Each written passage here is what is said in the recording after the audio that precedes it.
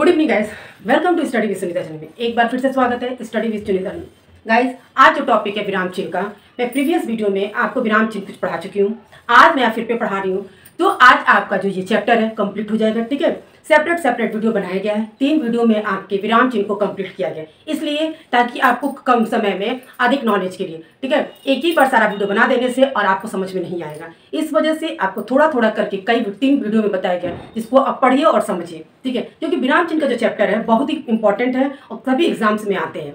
देखिए, एग्जाम में इस तरह से भी क्वेश्चन आता है कि विराम चिन्ह कितने होते हैं, तो आपको ये बताना होगा कि विराम चिन्ह आपके 20 होते हैं। ठीक है ना, आपके विराम चिन्ह कितने होते हैं? 20 होते हैं। ये आपको नॉलेज रखना है, ये आपको जानकारी होनी चाहिए।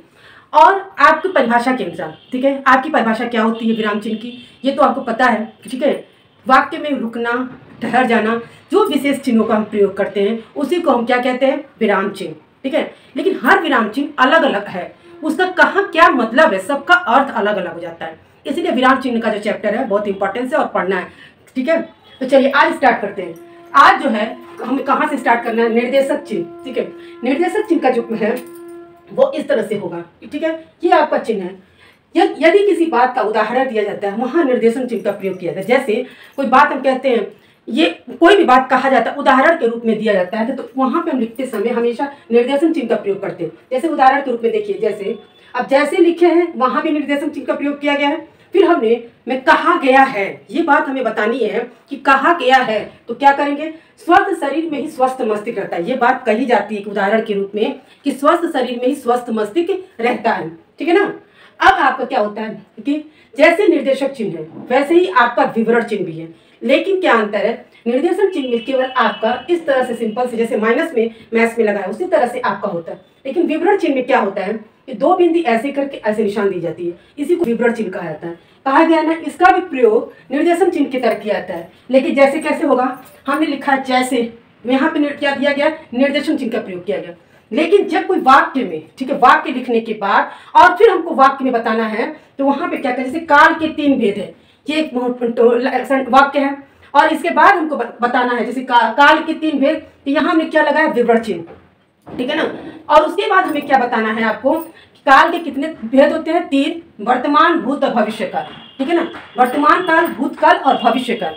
तो हर काल के बाद हमने क्या? अर्ध विराम लगाया है, जिसको इंग्लिश में लोग क्या बोलते हैं? कॉमा, और हिंदी में बोलते हैं अल्प विराम। यही होता है। इसके बाद आता है लाघव चिन्ह। ठीक है ना, देखिए कितना इंपॉर्टेंस है। इतने तो आप उसमें भी नहीं जानते होंगे, इंग्लिश में भी, जितना आपको हिंदी में बताया। देखिए लाघव चिन्ह, लाघव चिन्ह कहाँ प्रयोग किया जाता है?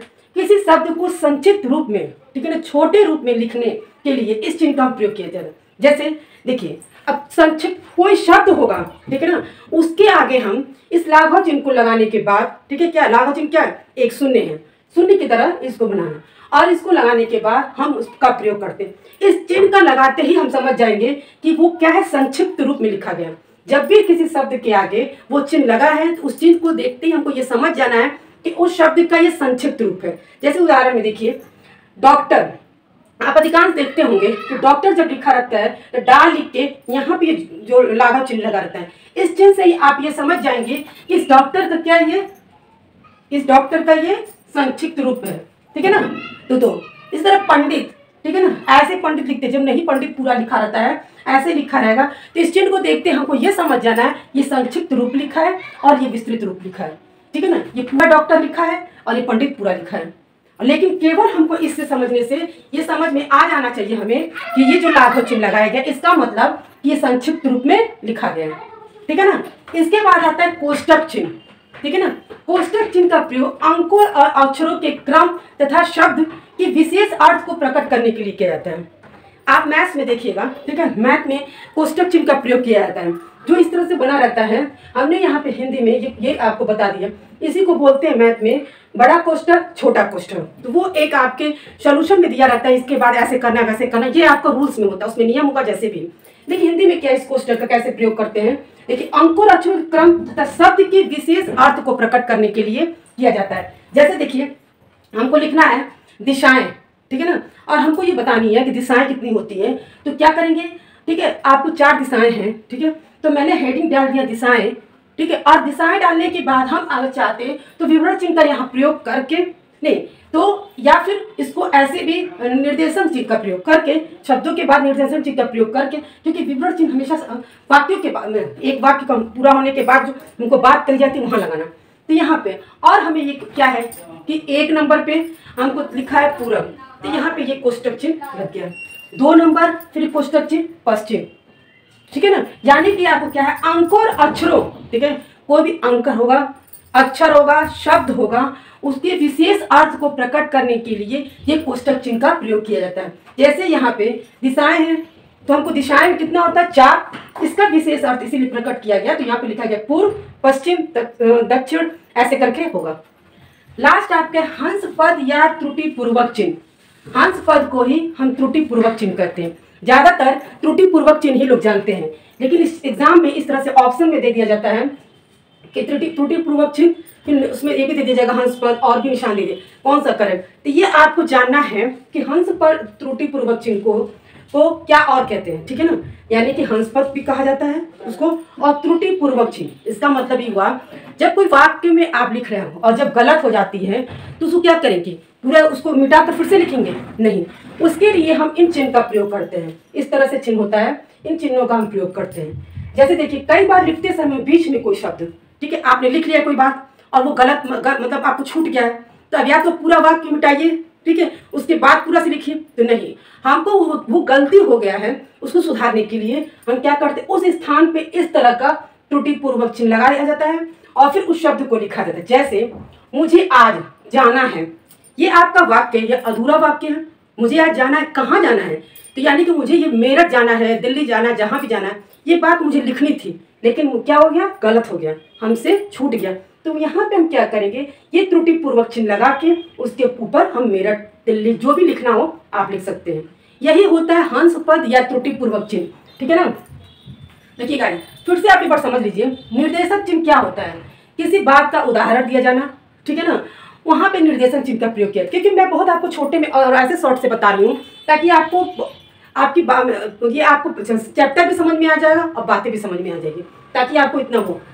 तो कहाँ, जैसे उदाहरण दिया गया यहाँ पे, जैसे कहा गया स्वस्थ शरीर में ही स्वस्थ मस्तिष्क रहता है, ठीक है, ये एक उदाहरण की बात कही जाती है जो एकदम क्या है, कॉन्सेप्ट क्लियर है, हमेशा से बात कही जाती है। वहाँ पे क्या है, निर्देशक चिन्ह का प्रयोग किया जाता है। उसी तरह से विवरण चिन्ह भी होता है, ठीक है, पर चिन्ह अलग अलग होता है। विवरण चिन्ह का ये है, इस तरह से है, 2 बिंदी फिर बीच में इस तरह से निर्देशक चिन्ह की तरह, इसमें भी है। देखिए इसमें देखिए क्या है, काल के 3 भेद। अब हमें ये लिखना होगा हेडिंग, ठीक है, वाक्य लिखेंगे, काल के 3 भेद है, फिर बताना होगा कौन कौन से काल है। जब ये बता देंगे तो उन बीच बीच में हमें अल्प विराम का चिन्ह लगाना है। फिर लाघव चिन्ह, जो किसी शब्द को संक्षिप्त रूप में बताने के लिए लाघव चिन्ह का प्रयोग करते हैं। जैसे डॉक्टर कहना है तो हम सिर्फ लाघव चिन्ह लगा देंगे, तो हम समझ जाएंगे ये डॉक्टर लिखा है, इसका मतलब डॉक्टर होता है। और हमें ये पता होना चाहिए कि किस शब्द का वो संक्षिप्त रूप है। अगर मान लीजिए हमको नहीं पता है ये डॉक्टर का संक्षिप्त, तो आपके लिखने से कोई मतलब नहीं है, लेकिन हमको पता होना चाहिए। और आज लिखा जा, आजकल क्या है, संक्षिप्त रूप ही ज्यादा प्रयोग किया जाता है। पंडित है, ये क्या है, पंडित का संक्षिप्त रूप है।